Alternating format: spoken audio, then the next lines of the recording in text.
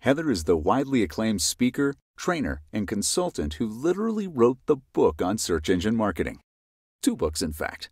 The Findability Formula, the easy non-technical approach to search engine marketing, and the brand new Thumbonomics, the essential business roadmap for social media and mobile marketing.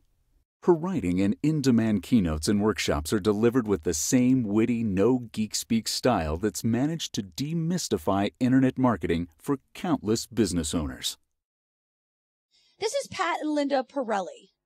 Now, I was speaking to a CEO group in Chicago. I met a gentleman, very tall CEO, and he's got a black Stetson hat on, pearl button shirt, crease blue jeans, and custom cowboy boots. This is no ordinary CEO.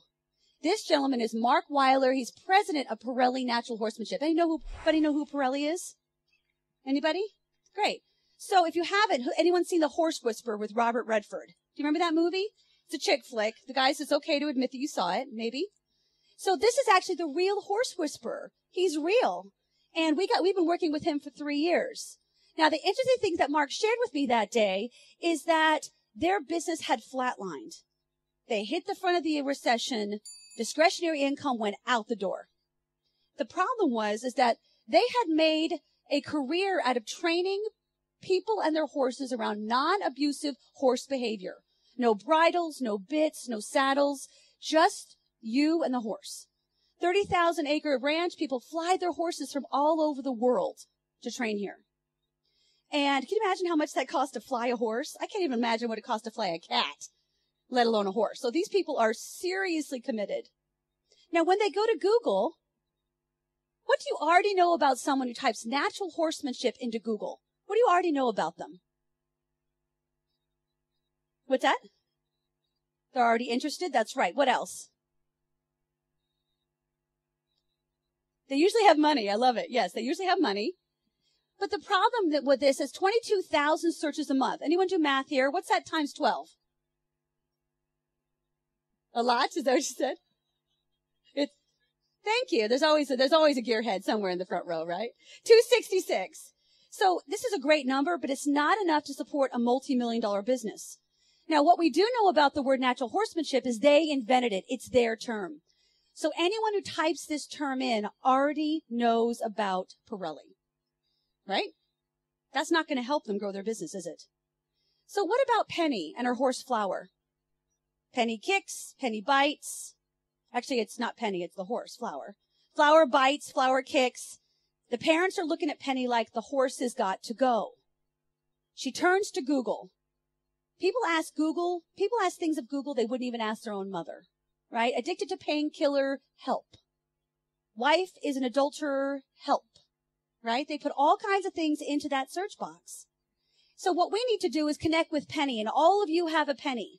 So remember when Tony on the first day talked about you need to find a new customer? Do you remember he said that? How do you find a new customer? It's by connecting in a way that they think, not you. The problem is that we're all so close to our own businesses that it's hard for us to see outside of that realm. So what we have to think about is 167,000 searches. What do we got going on there times 12? What's that times 12 down here? Times 12, 167,000.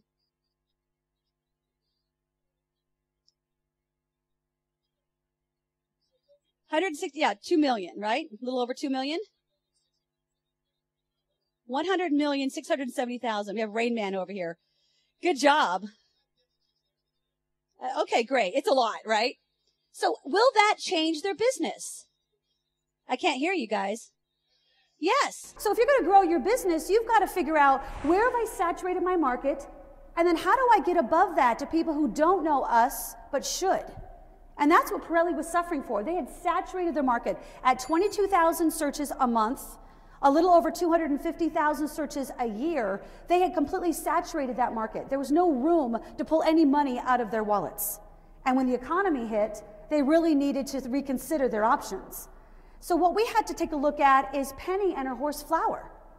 Flower kicks, Flower bites, Flower won't trail her. What's the pain? She turns to Google. She hasn't seen the Horse Whisperer. In fact, she probably doesn't even know Robert Redford. She knows maybe the wrinkled Robert Redford, right? But not the Robert Redford that I know. And so what we started looking at is at horse training, 167,000 searches a month. And Pirelli is nowhere to be found. Why not? What's going on? That's right. They had a certain wrong keyword phrase in mind. And when I said, you know what? You've already saturated natural horsemanship. So they had discretionary income. They had people that need it. They want it. They don't need it. So we had to really scratch a little deeper. So if they're not findable under horse training, it's because they're not using that phrase. Google is a non-emotional, non-intuitive robot. They also had a huge problem with another Pirelli on the market. Anyone? Tires. So what we did is we looked at their Google Analytics. 50% of their traffic was actually misspellings for the word Pirelli tire. Now, who's the rightful owner of the word Pirelli? Pirelli tires or Pirelli horses? What do you think? Well, Pat was born with that name. I think he'd probably think he was the rightful owner of that name. But the users kept spelling it wrong. It was interesting when I was doing research. Is Tim Odom here this morning? Thank you, Tim. He and I had a fantastic conversation, and we talked about the sophistication level of your audience, and they want these things. They're a very discerning audience, as is the Pirelli audience. They know what they want, know when they want it, and they know the pain around selecting the wrong services and tools. They know the pain. And for Penny, she's got some serious pain. So when we started digging in, we started looking at, okay, what's really going on? So does anyone know why? Let's go back for a minute. Let's all take a minute and go way back to the beginning when Google was first developed. It was a Stanford research project. Larry Page and Sergey Brin were challenged by their professors that morning to come up with something because they were frustrated. They could not find the content that was being published by professors and doctoral students. They couldn't get access to that material. So they're like, how can I come up with an engine or a database that lets me access that quickly? Because I don't want to wait until those documents are published. That could take forever to get into the library. So they were challenged that day by their professors to come up with something. So they figured out that the model should be term papers. Y'all remember when you wrote your last term paper? As painful as that might be, go back there with me. I want you to start looking at your website with a fresh eye. I want you to look at it as if Google was looking at every single page of your website as a separate term paper.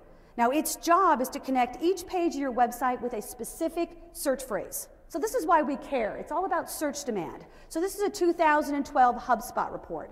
So I want you to look at this. A term like shoes, obviously that's an extreme example, has high cost and high competition.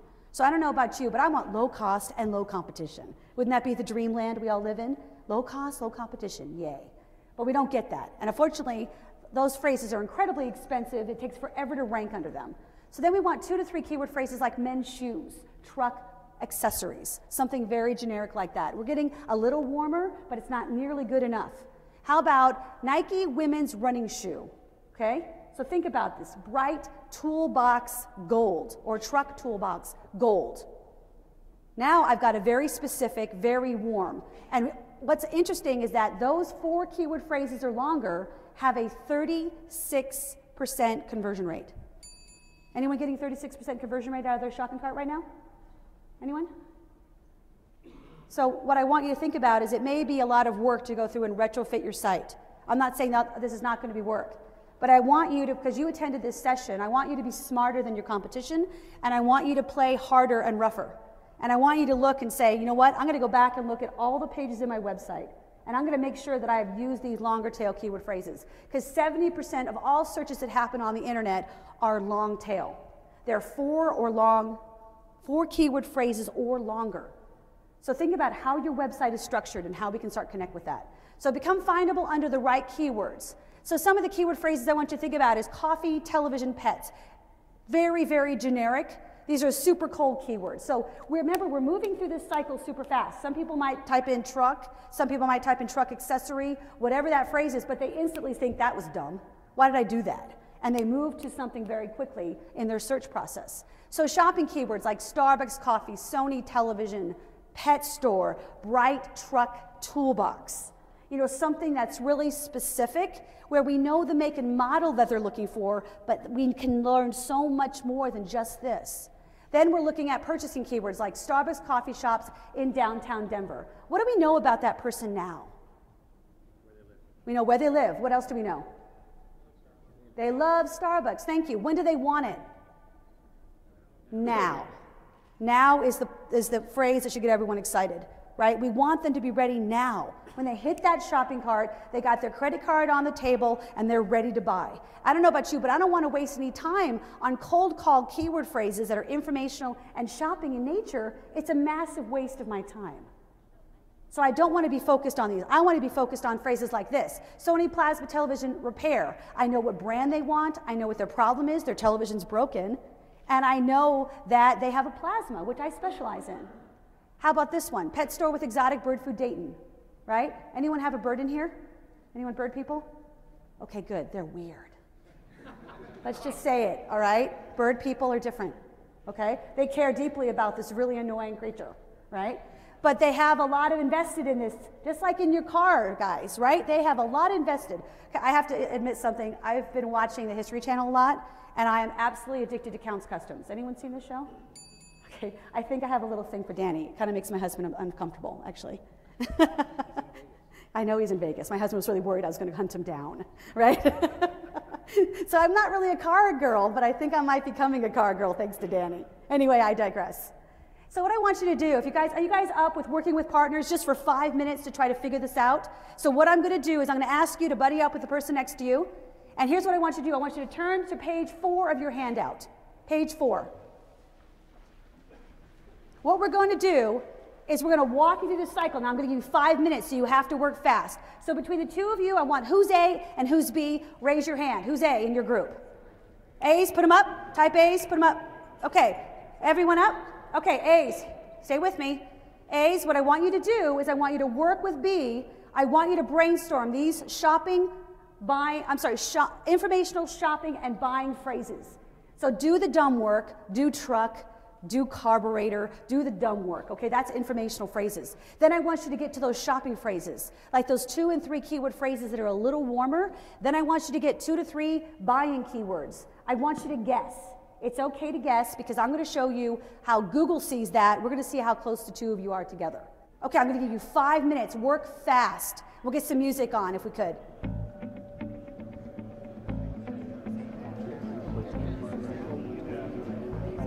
Okay, buying keywords. Don't think about it too hard. Just write it down. Sometimes we have to go back to the beginning and think about what our audience really wants.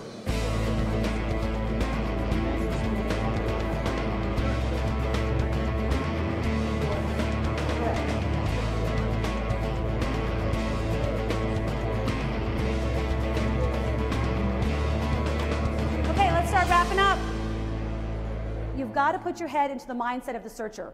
Because a lot of us, we're so deep in the analytics, we're so deep in the site architecture, we're so worried about the penguin and panda updates of Google that we don't ever lift our head up and look at our customer, right? That's the big problem here, is I want you to reconnect with how they think. So here's my television, I've got a problem, right? So I go to Google and I start typing in specific keyword phrases like television at 435 million searches a month. So guys, what kind of keyword is that? Is that informational, shopping, or buying? What is it? Informational, that's right, because they have just started thinking about it. But what, 435 million people do that every day. So you're like, no one's typing that in. Yeah, they are typing that in, but that's not where they convert. That's not where they actually put their money down on the line. So then we've got, so I want you to think about this as super expensive, and this is very, very costly. So dollars are flying out of your bank account. All right, and then our users, why would we pay for an unhappy user? That's a ridiculous effort. How about this one, television repair, 983,000 searches a month. We've made quite a drop, haven't we? But our cost came down, the competitive nature of that keyword came down. So I know a lot of you do page search or pay-per-click. Well, what I want you to think about is if I optimize a page on my website for that specific phrase, it's going to rank that much faster, the less the competition. So I want you to pick phrases that are going to rank super fast. Okay, Sony television repair. Now I know we have a broken television, 434,000 searches a month. We took another hit in search volume, but our competition went down and our price went down. When's the last time a marketer said, I want to give you lower search volume, and actually pay and have you pay me less, right? So I want you to think about it. It's not about the quantity of the search volume. Get that out of your head. I want you to think about the quality of the search volume. That's what counts, because when they go in there, they're going to be looking for very specific phrases. So as we come down here, what's wrong with the word Dayton? Anybody? It's too generic. Yeah, it's too generic. There's actually 23 Daytons in the U.S. So I know a lot of you ship U.S., but a lot of people will search locally because maybe they don't want to pay for shipping. They're cheap. And maybe they'll look at those options. So think about, how could I have a page that ranks for every single city in the U.S.? You guys are savvy marketers. You could do that. They just don't know that option exists. You could say, you know what, once they get to that Dayton page, you could say, you know what, we free ship and we guarantee it. Why not? You could be their local U.S. provider. So be smart. Think differently than your competitors. And as we come down this shopping continuum, you'll see even at Television Repair, Sony, Dayton, Ohio, on-site repair, we have 5,940 searches a month. That long, ridiculous keyword has 5,900 searches a month. That's crazy talk. But that's how people have become, right? They know that the longer the keyword phrase, the warmer the search results are going to come out. Guys, thank you so much. It was a pleasure meeting all of you, and best of luck with your findability. Thank you.